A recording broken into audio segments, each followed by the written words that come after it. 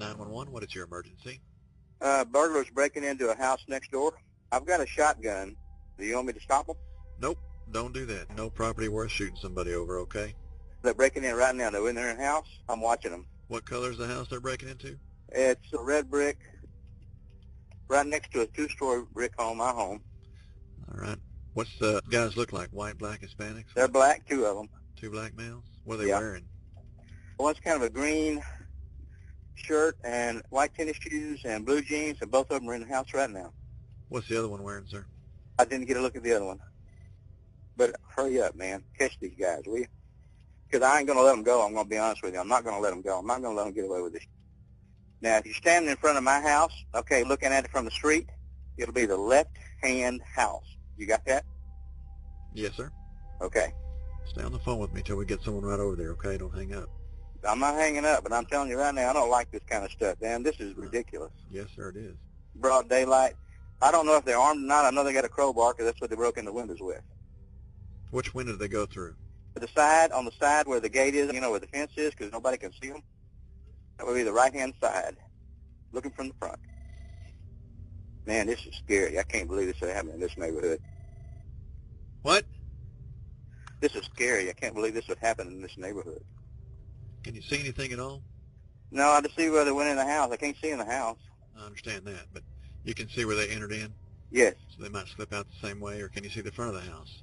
I can't see the front. I can go out the front, but if I go out the front, I'm bringing my shotgun with me, I swear to God. No, I am not going to let them get away with it. I can't take a chance on getting killed over this, okay? No. I'm going to shoot. I'm going to shoot. Stay inside the house and don't go out there, okay? I know what you're feeling, but it's not worth shooting someone over this, okay? I don't want to, but if I go out there to see what the hell's going on, what choice am I going to have? No, I don't want you to go out there. I asked if you could see anything out there, if you could see. I can see a little bit of the driveway, but see, I can't see the front. Can you see anything out in the front of the house that, like a vehicle that came in or anything? No. Let me know if you see anything at all from where you're at. Don't go outside, okay? Stay in the house. Mr. Horn, you still there? I'm here. All right. I can't see the front of the house. I can't tell if they stole something or getting away or not. That's all right. Over there, I would assume, I hope not. Okay. You know your neighbors? No, I really don't know these neighbors. I know the neighbors on the other side really. I can assure you if it had been their house, I'd already done something because I know them really well. Mr. Horn? Yes? Why don't you listen to me carefully, okay? Yes? Got officers coming out there. I don't want you to go outside that house. And I don't want you to have that gun in your hand when those officers are poking around over there. Okay? I understand that, okay? But I have a right to protect myself too, sir, and Yes, you understand that. Yes, and the laws have been changed in this country since September the 1st, and you know it and I know it. I have a right to protect myself. I'm right there And a with shotgun is a legal weapon. It's not an illegal weapon. you. No, it's not. I'm not saying that. I'm All just right. not wanting you to make Oh, a mistake. he's coming out the window right now. I got to go, buddy. I'm Hey, sorry, but he's coming out the no, window. don't go out the door. Mr. Horn? Mr. Horn? God damn it, they just stole something. I'm going out the window. I'm Don't sorry. I ain't go going to let them get away with this. They stole Go something. They got a bag of outside the something. house. I'm Okay. doing it. Mr. Horn, do not I'm go sorry. outside the house. This ain't right, buddy. You're going to get yourself shot if you go outside that house with a gun. You want to make a what bet? You think. Okay, I'm gonna stay kill in the 'em. house. They're getting away. That's all right. Property's not worth killing someone over. Okay? God damn it. Don't go out the house. Don't be shooting nobody. I know you're frustrated, but don't do it. They got a bag of loot. Okay. How big is the bag? They're carrying a Just bag a hand. of stuff. They're walking out about a hand size. Yeah, Yeah. Which way are they going? I can't. I'm going outside. I'll find out. No, I don't want you going outside, Mr. Horn. Here it goes, buddy. You hear the shotgun clicking, and I'm going.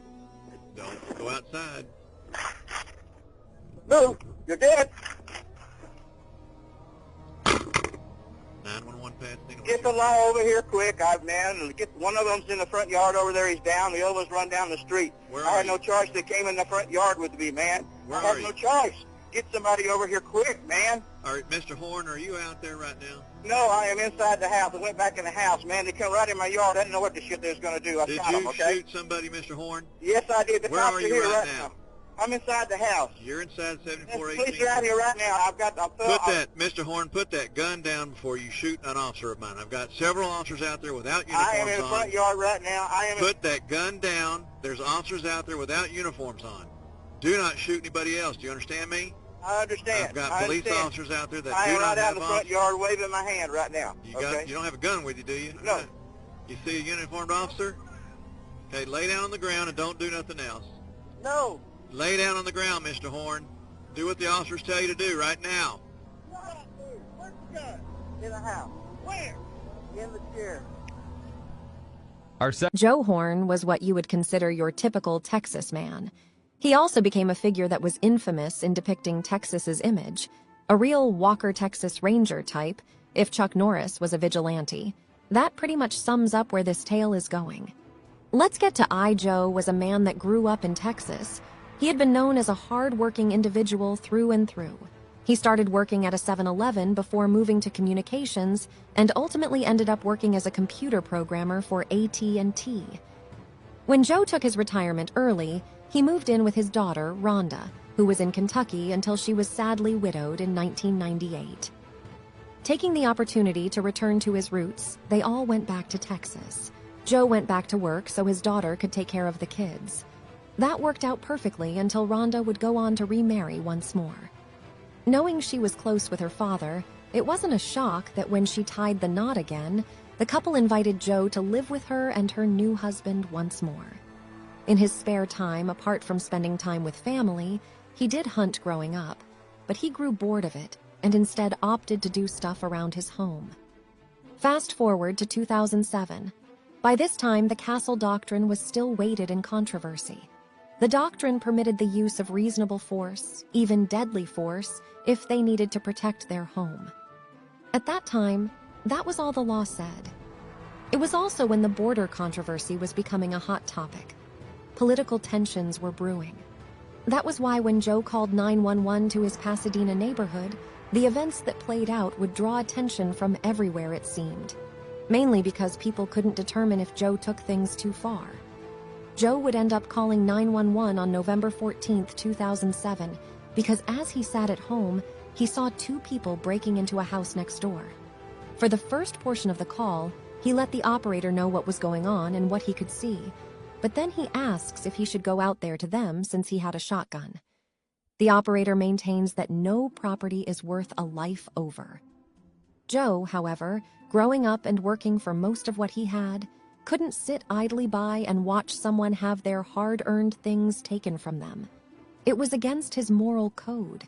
He continued to ask the operator to get the police there because he couldn't just let them get away. However, the operator tried to dissuade him multiple times. Finally, he couldn't wait any longer. On the call, you can hear Joe go out to confront the men who had been rifling through his neighbor's home. You can clearly hear the words, "Move, you're dead." The operator, still listening, heard 2 shots and then 1 more, followed by Joe saying that they came towards him so he had to do it. Although, that wasn't the end of it. The 2 men who had been shot were still holding a bag of goods from inside of his neighbor's home. The men would later be identified as Hernando Torres and Diego Ortiz. The 2 men that were now lying with gunshot wounds had criminal convictions in Colombia for drug trafficking charges and other charges. The officers on scene also found a Puerto Rican ID card on one of the men. Torres was found to have 3 ID cards: Puerto Rican, Colombian, and the Dominican Republic. He had been deported in 1999 for dealing cocaine. A nearby plainclothes officer happened to arrive and watched as everything unfolded before being able to intervene. Despite saying on the radio that the men were receiving gunfire from the rear, he didn't arrest Joe because he didn't fire his weapon until the men came onto his property. He also noted that the men ignored Joe's warnings to freeze. An autopsy also couldn't reveal which angle the bullets came from. The shooting set off several protests from groups associated with the Houston chapter of the New Black Panther Party, and those protests were met by counter-protests by Joe's friends and neighbors. The district attorney and prosecutors started to receive death threats if Joe wasn't prosecuted. It was a giant mess. It would take until June 30th, 2008 for the courts to reach a decision regarding Joe's fate. The grand jury would hear testimony for 2 weeks before issuing a no bill and not pressing any charges related to the shootings. Afterwards, they even planned a march to protest Joe remaining free. It would lead to several people voting to change the Castle Doctrine to make it more difficult and descriptive as to what the law constitutes.